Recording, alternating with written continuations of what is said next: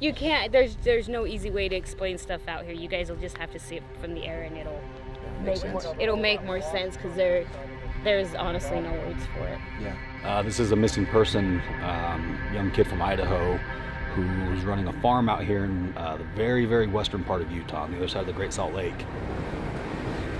He's got his whole family's from Idaho. He's from Idaho, 19-year-old kid. Bought his grandpa's farm. Some weird stuff's been happening. We'll explain the whole story here in a little bit, but long story short, he called his family about running into some sketchy dude last Wednesday. He went missing on Sunday night. He's gone, his phone's gone, and his wallet's gone. And then when people went out to kind of search for him, a story popped up that the guy that he ran into potentially was in a town called Montello, Nevada, because at the time that he ran into him last Wednesday, the dude asked to use his phone, so he let him use his phone for a second, and then he asked for a ride, and Dylan was like, no, he just kind of like passed on it and left him. This dude was walking barefoot down the street. He appeared to be like high on something. So anyways, fast forward to Sunday, people are saying that this guy went to town to Montello, Nevada, which is about 20 miles east of where Dylan's farm is, and asked about Dylan, and then somebody supposedly gave him a ride to Dylan's trailer at the farm, and then that's the story that they had. But now the story is kind of evolving. Different people. Basically, this area, it's a really weird area. It's west side of the Great Salt Lake, so it's very desolate. It's actually a military operating area. And in fact, if you look here on our flight map, it's all restricted airspace. So, but all this area right here is what we're going to be flying through. So we had to call up to the Air Force Base here, Hill Air Force Base, and get special clearance to be able to do this. And because general aviation, nobody can enter this airspace. This is all off limits to pretty much everybody. So another interesting component to this is the range is live and active today, which means they're out there doing target practice with, jets, helicopters, all sorts of stuff. So we have a very specific flight plan that we have to follow to be able to get out there, but we do have approval, and we're going to be talking with the tower and the range the whole time, kind of letting them know where we're at so we don't get struck by some sort of errant missile or something. But basically, the family's been out there for the last couple of days searching, and this whole area is filled with kind of either ranchers, farmers, or meth heads. That's kind of the only people out there. Nearest town is Montello, Nevada, which is maybe like 3 or 4 square blocks. It's not a very big city at all. And then from there, nearest town is Wendover, which is a little border town right here with Utah inside Nevada. But the whole area is just full of kind of sketchy people. And apparently there's a lot of sketchy people that were working on Dylan's farm, working for his grandpa. And then Dylan, when he either bought the farm or took it over, these people, there's just some weird stuff going on there. And there's a potential that they killed him and they buried the body, which is kind of, the worst case scenario here. But we are kind of the only search and rescue operation that has the ability to get out there right now and do it. Nobody else has searched from the air. They've been out there, like I said, on horseback and razors and stuff, searching around. But according to the family who's out there, they say every time either the police or somebody shows up, all these kind of squatters and different people just show up and start watching and listening. And so even though it's literally in the middle of nowhere, there's a bunch of people out there just kind of camping, and that's the best way to describe it. She said it's super weird because she doesn't know where they are or where they're getting information, but they'll all of a sudden show up when detectives or police or sheriff show up, they're all of a sudden there again. Yeah, so it sounds like watching somewhere, a network somewhere, a network of people, squatters, drug addicts, different people like that are all kind of on the same page, that communicate with each other all the way from the Nevada side of the border into the Utah side of the border. And if this was part of their plan, if they intentionally tried to get rid of Dylan, or if Dylan pissed somebody off and there was an argument, they did find his boots on the side of the road, Dylan's boots, and it appeared that he was in some sort of a struggle. Our goal right now is to go out there and locate a backhoe that they could have potentially used to, if somebody did kill Dylan or take him, they could have potentially used this backhoe to bury him. So backhoe, I think, is out there. They just think that the backhoe may have drove out into the middle of the desert. There's a spot out there that's a burial, something. Yeah, so we're taking some protection with us, just because we don't know what we're going to run into. So if you see guns, that's purely self-defense. We're not going out there to pick a fight with anybody. That you're using. Poor kid out there just getting. Kid's 19 years old. Yeah. A young kid. His mom's like, this was his dream. His dream was to have a ranch. So he worked his whole life. And she's like, well, his young life. She's like, he didn't date in high school. He didn't worry about going on partying. He woke up every morning, went to work on the farm, and that's what he wanted to do. He wanted to be a farmer, and now he has it, and now something's happened. We're dealing with very, very little information here, like minimal information. From what we've been hearing, there's definitely the potential for some foul play.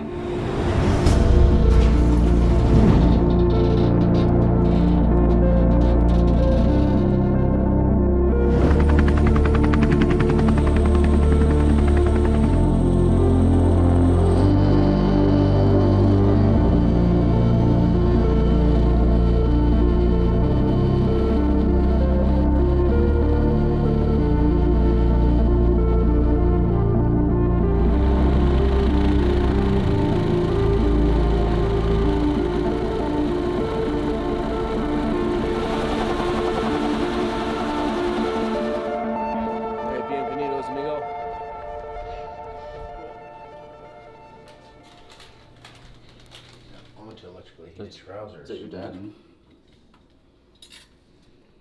Physical film stuff. Where'd you find fudge? Don't worry about it, David. I bought him.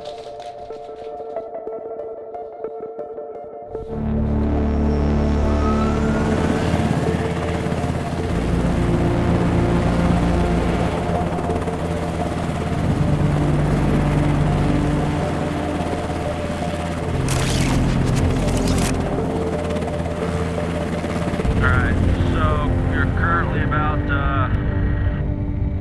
10 miles from where we're meeting up with Dylan's family. I'm not sure if this is the actual farm or the ranch where he was working or right nearby it, but from here we're going to be able to touch down, meet with his parents, and then all the other people who are out here looking for him, and then get a good idea of or a better idea of what happened, and then we're going to pick back up and search the area. This is basically kind of the terrain we're going to be searching. It's kind of like lake bed. It's kind of like this is a little bit higher than the Bonneville Salt Flats, and then you've got these huge mountain ranges that come up out of it. So I think the ranch or the farm that we're going to was on the lake bed part. So hopefully we don't have to fly too up in the mountains as far as searching for them goes. But we'll see what shakes out once we meet up with the family here.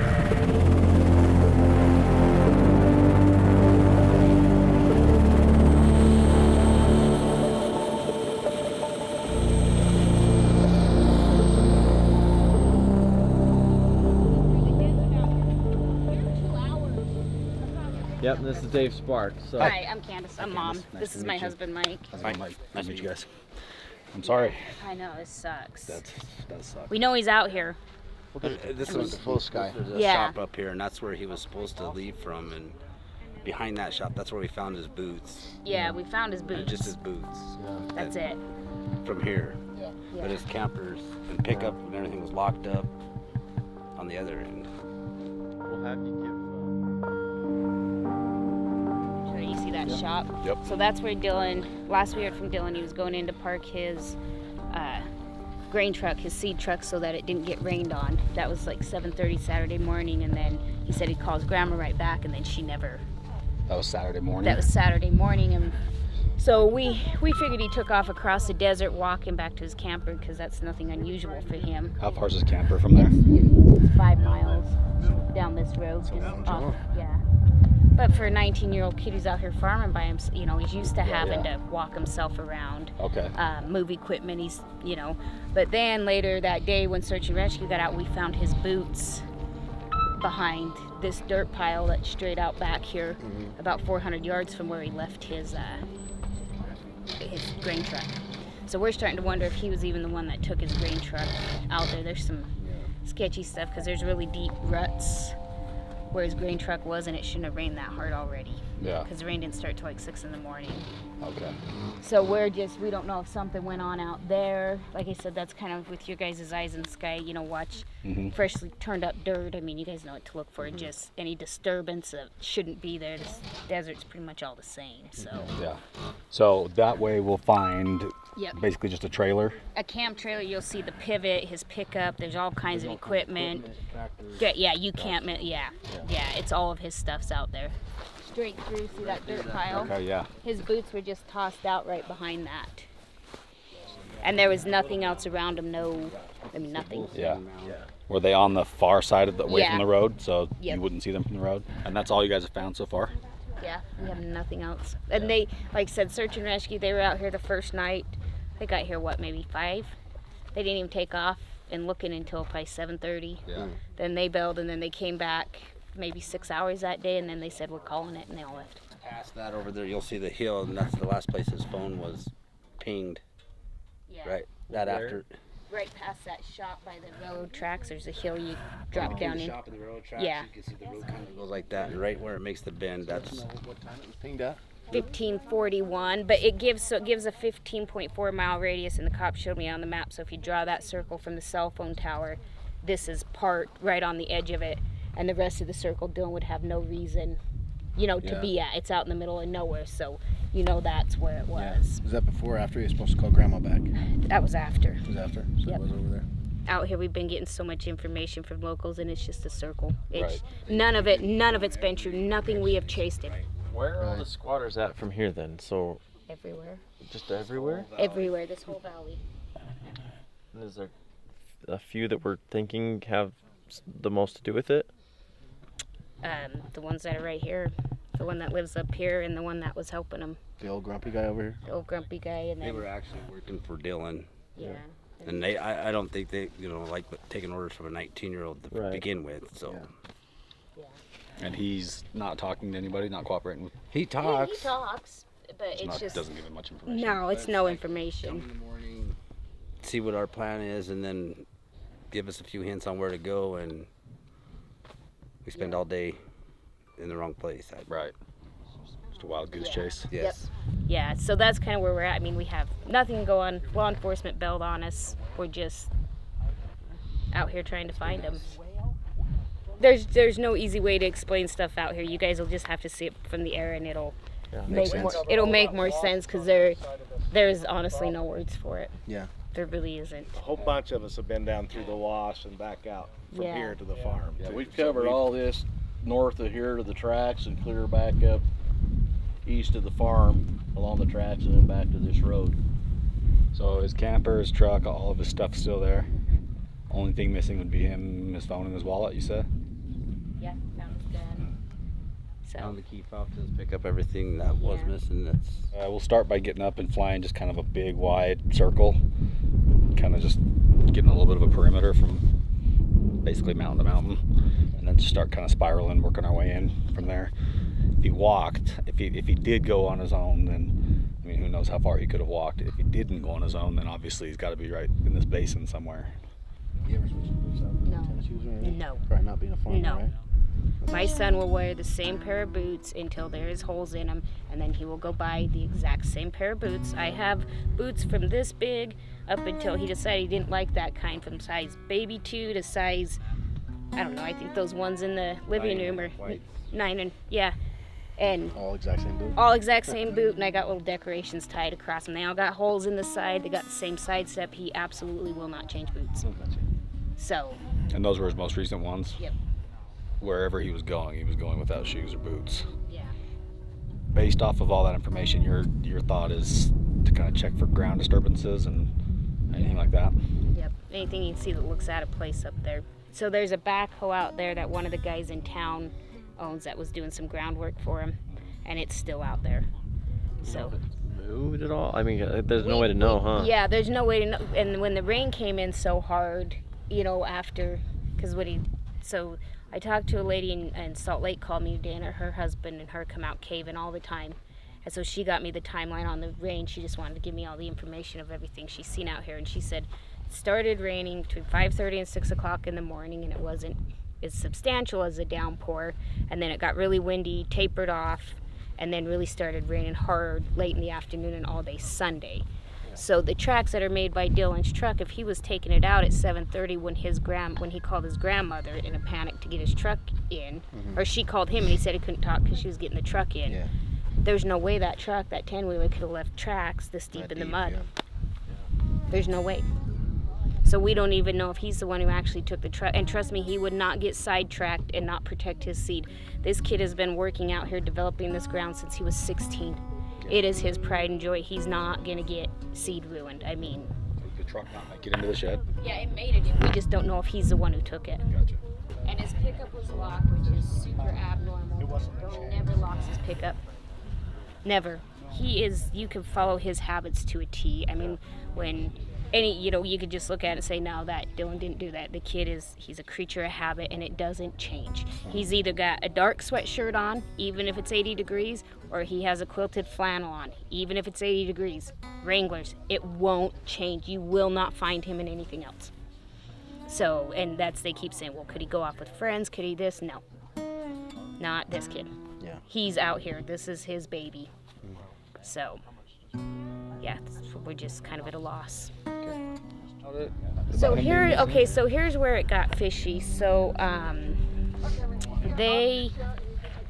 Dylan, last time I talked to him was Thursday. Last time his dad talked to him was Thursday. It's nothing to go 3 or 4 days without hearing from Dylan when he's planting. But usually the grandma will hear from him, or I'll hear from him, or his dad will, and somebody will. So he may not talk to everybody, but daily he talks to somebody. So Saturday, when Karen didn't hear back from him after putting the truck in, she got a hold of Don Sunday morning and said, go check Dylan, blah, blah. They said, Don went and checked. He said his pickup's locked. We can't tell if his guns are in there. He hasn't been here. So then he went and got Jim, and they went and looked again. So I guess... So the grandma called Dawn first? Yeah. Yes. And then Dawn and Jim were the first ones to look? Yes. And so throughout this, I have Karen thinking back on it, like, did they say anything like, don't worry about it, he'll be fine, everything's good, so she didn't alert me or Justin, his dad. So then Monday comes around and I get a phone call from JD, Dylan's best friend, that says, have you talked to Karen? They're looking for Dylan. And I said, no, I have heard nothing about this. So from Saturday night till we got out here Monday, Dawn and Jim had been supposedly looking for Dylan, and I know the way Karen is, and I know her mind's frazzled now. If they would have told her in her mind, or to her, don't worry about it, he'll be okay. It's Dylan. He's been out here for 3. You just kind of roll with it. But yeah, so for... Is there a chance that Dawn and Jim were at that shop when Dylan was taking the grain truck over there? Yeah. And then from there, something happened? Because that's why his boots would be over there? That's kind of the... Yeah. That theory, if you follow it, would want to make it look like he was a young kid that just took off on his own, being reckless and wild, but at the same time, make it look like... Somewhere though. Well, I don't know, they would make it look like he locked his truck. Well, they're trying to point us in the direction of town, and they're not trying to make it look like he took off. They know Dylan well enough. You're never going to pull that off. They're trying to make it look like it's away from here. Nothing happened out here. It's away from here. Halfway in between here, and they do put a padlock on it, but it's just a barbed wire gate. They said that's the first time Dylan's ever closed the gate when he's coming here to drop a truck off. But they said absolutely he had to leave that way because he closed the gate off of this road right here. And we know Dylan, he's going to take the shortest way to his trailer. He'd walk it, but he'd go straight across and have no problem walking through the desert. He wouldn't take the road. No. He's by himself most of the time. He's been doing odd jobs all over, and he walks every place to move his equipment. I mean, Find clue in the air. start flying and, like you said, just spiral inward. Okay, perfect. Thank you guys so much. The best theory would be so far that Dawn and Jim, the only other guys that had connections to the farm, and the first 2 people to search would have had interest in getting rid of Dylan because they would be the ones to kind of take over the farm. And the fact that Dylan and Dawn had a problem 3 or 4 weeks ago, and Dylan basically fired Dawn, so Dawn had motive to come back police detectives, nobody has talked to Don or Jim. Jim didn't sound like. And Don happens to be Grandpa's good friend. Yeah. And Grandpa's And he's back business over there. partner with Dylan, but Dylan doesn't like Don. Right. Wild. So this is this is much more than just a missing person search. We're now dealing with like a bit of a riddle.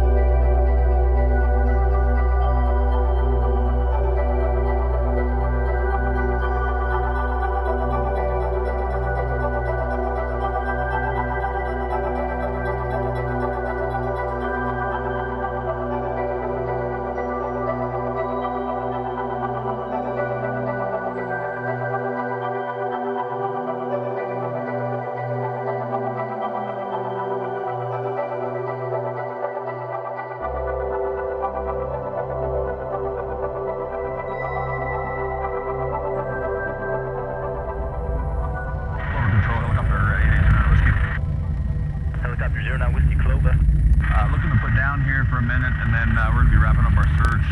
Need to head as direct to Wendover as possible for fuel reasons. Do you know when the Alpha restricted is going to be open again? 09 Whiskey, I do have F-35s that are working low level in your direct path, direct Wendover, so I can't get you direct right now. How long will it be before you're asking for direct? It'd be probably within the next, well, as soon as possible, but you tell me. If you do a shutdown for 10 to 15 minutes, it'll probably work out with timing perfectly. Yeah, that gives us plenty of time. I'll be in the air, probably calling you in about 20 minutes again. All right, so we have flown for about an hour.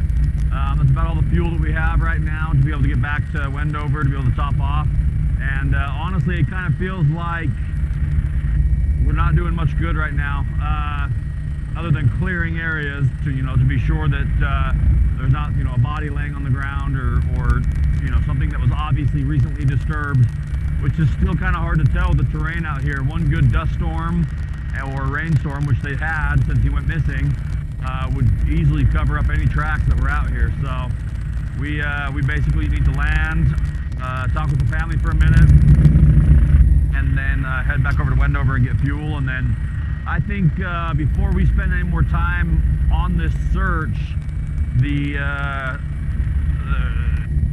there's some more questions that need to be answered from people out here, the last people to see him, law enforcement, if they're going to get involved any further, which you'd think they would. However, this is kind of a weird area because it's in Utah, but Nevada law enforcement is handling it because they're closest. They need to do some fingerprinting, some interrogating, asking some hard questions to the people that could be of interest. So as far as what we're doing right now in the air, I think our work here is about done. We've covered a pretty good area as to where somebody could possibly be. Basically this whole little basin right here from mountain to mountain. And we're also fighting a little bit of air traffic out here with the fighter jets dropping ordnances right behind us. So the restricted military airspace controllers are keeping us out of that airspace that we flew through to get here, because obviously we got to steer clear of all the bombs and stuff they're dropping. So, and even with that, the family doesn't think that south of here was much of an area of interest. They were more focused on kind of northwest and then towards town. So we'll talk to the family, and then I think as far as today goes, our work is probably done.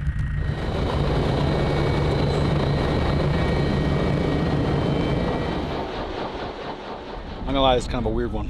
In a situation like this where it's kind of assumed that there might be some foul play involved, but that's assumed by, you know, the kid's mom, who obviously trusts him and knows him, that he wouldn't go off and do something stupid. But you never know. There's so many unanswered questions. So basically, we flew a lot, covered a lot of ground, more ground than actually anticipated. And if he was in this area, as far as like if he was like on surface level, passed out, fainted or something, we would have seen him. If he was recently buried, or if there were some earth disturbances, we probably could have seen those, because we saw recent tracks from other vehicles and stuff pretty easily. I know the family is still super frustrated because they can't get answers from anybody. But the whole thing that's kind of thrown me off about this is the fact that there's not much of an investigation happening. It's just kind of people waiting to see, you know, what clue happens next, rather than actively pursuing maybe some of the people of interest or different things like that. So as far as what we can do within our, you know, capabilities today, I wish we could have you know, provided a little bit of closure to the family or done more, but we did as much as we could. I think we're gonna wrap it up, talk with the family, and head home.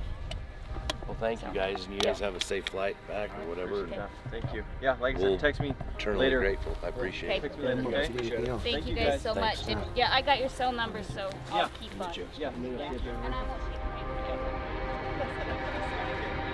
Thank you. See ya.